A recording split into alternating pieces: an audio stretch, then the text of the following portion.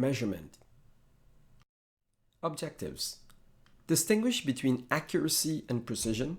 Perform length, volume, mass, and temperature measurements to the correct precision. What are accurate and precise measurements? Accuracy is how close a measured value is to an accepted value. In this example, we're trying to hit the bullseye. While precision is how close a series of measurements are to one another. Concept check. Accuracy and precision. Determine the level, high or low, of accuracy and precision in the targets below.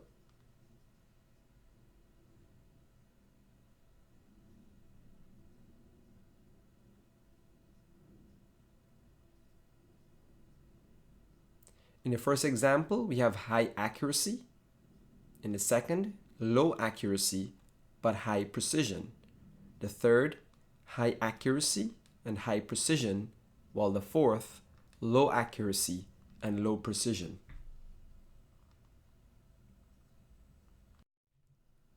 Concept check. Accuracy and precision. Students conducted an experiment to determine the mass of an object. The results are shown below. The accepted mass of the substance is 35.9 grams. Which student has high accuracy but low precision? And which student has high precision but low accuracy?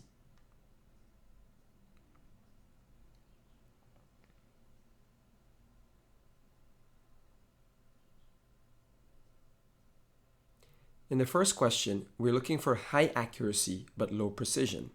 Looking at the averages for the mass, we have 35.7, 35.8, and 39.1. Two of the values are close to 35.9, the accepted mass. Looking at Lorraine's answer in her trials, 35.4, 36.1, 35.7. Those measurements are close together. They have high precision. Alicia, on the other hand, has 31.8, 34.1, and 41.5. These values are not close together, so they are low precision. Although when they're averaged, the answer is 35.8, there is high accuracy. So Alicia has high accuracy but low precision. Which student has high precision but low accuracy? Jennifer has 39.2, 39.3, 38.9. When you average it off, it's 39.1. The values are very close together in the trials, high precision, but 39.1 is not accurate compared to the other values. Even though we have high precision, Jennifer has high precision, there's low accuracy in her measurement. This may be due to an error in calibrating the balance she's using for the experiment. How many digits do we need to record in a measurement? Here we have ruler 1. The screw is just over 4 centimeters. So we can report our answer as 4.2 centimeters. This ruler can measure to the tens place. While in the second ruler, the screw is just beyond 4.1 centimeters. So we can estimate it to be 4.15 centimeters. This ruler measures to the hundredths place. Here we have two more additional examples. In example C, the screw is exactly at 4 centimeters.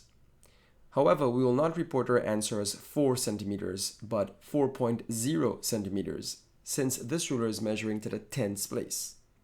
In the second ruler, our screw is exactly at 3.2 centimeters. Therefore, we need to report our answer as 3.20 centimeters to the hundredths place, because our ruler, ruler 2, is measuring to the hundredths place. The measuring instrument determines how many digits need to be recorded in a measurement. Concept check. Measuring length. Measure the length of the nail shown below.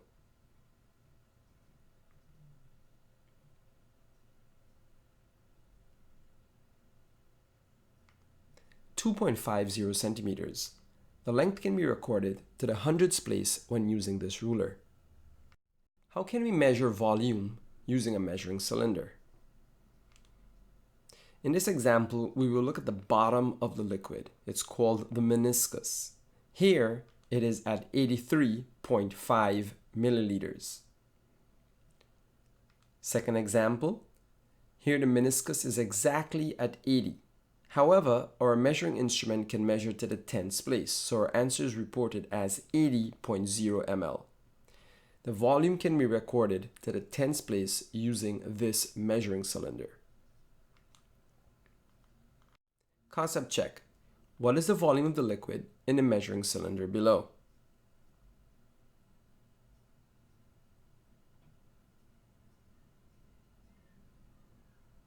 Here, the meniscus is exactly at a point. Therefore, to help us out, we can look at a value that's in between two marks. Here, it is 78.5 milliliters. This measuring instrument can measure to the tens place. Therefore, exactly at that point, it's 73.0 ml, reported to the tens place. How can we measure volume using a burette to the correct precision? A burette volume actually goes down. Here we have 5, here we have 6. So the volume is actually going down. So we have to read from the top down. In this example, the volume is 5.65 ml. It is beyond 5.6, therefore reported as 5.65 ml. After releasing some amount of the liquid, the new volume is 37.30 ml.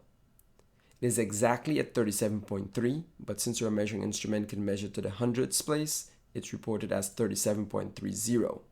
If we were to determine the volume of liquid used, we'd have the final volume subtracted by the initial volume. The difference is 31.65 ml. The volume can be recorded to the hundredths place when using this burette. Concept check, measuring volume. The diagram below shows the burette readings in experiment before and after adding a solution of sodium hydroxide. Determine the initial and final reading. In the initial measurement, we're going from the top down, so it's reported as 2.25 ml. After a volume of liquid was released, going from the top down, since this is a burette, we have exactly at 23.60. Since this instrument can measure to the hundredths place, we need to keep the 0. The difference in volume when we subtract is 21.35 ml. How can we measure mass to the correct precision? Using a balance. In this example, the first bar shows 500 grams, the second bar shows 40 grams. The third bar shows 5.20 grams. It's exactly at 5.2, therefore it's reported as 5.20 grams. Our final mass, we add all the masses together, it's reported as 545.20 grams. This mass is recorded to the hundredths place when using this balance. If we were to use a digital balance, whatever measurement is shown, that is the measurement that will be recorded. For example, this balance we can report a mass to the hundredths place when using this balance. How can we measure temperature to the correct precision? In this example, we have 10 degrees Celsius and 0 degrees Celsius. The temperature is just before 5 degrees Celsius, but it's above 4 degrees. Therefore, we report it as 4.5 degrees Celsius. The temperature can be recorded to the tens place when using this thermometer. Concept check, temperature. The diagram below shows the temperature readings before and after an experiment. Use the readings to identify the initial, final, and temperature change to the nearest 0.1 degrees Celsius. Looking at the start thermometer, our increments go up from 15 to 16 to 17, 18, 19, 20. Our measurement is between 18 and 19. If we were to look at the graduations or the marks between 18 and 19, they go up by increments of 2. 2, 4, 6, 18.6, and above that is 8, 18.8 degrees Celsius. Our temperature is between 18.6 and 18.8. It it's reported as 18.7 degrees Celsius. At the end, in this thermometer, it goes up from 25, 26, 27, is just beyond 27. Since we're using the same thermometer and increments goes up by 2, it is going to be reported as 27.2 degrees Celsius. The temperature change went from 18.7 degrees to 27.2 degrees, a difference of 8.5 degrees Celsius.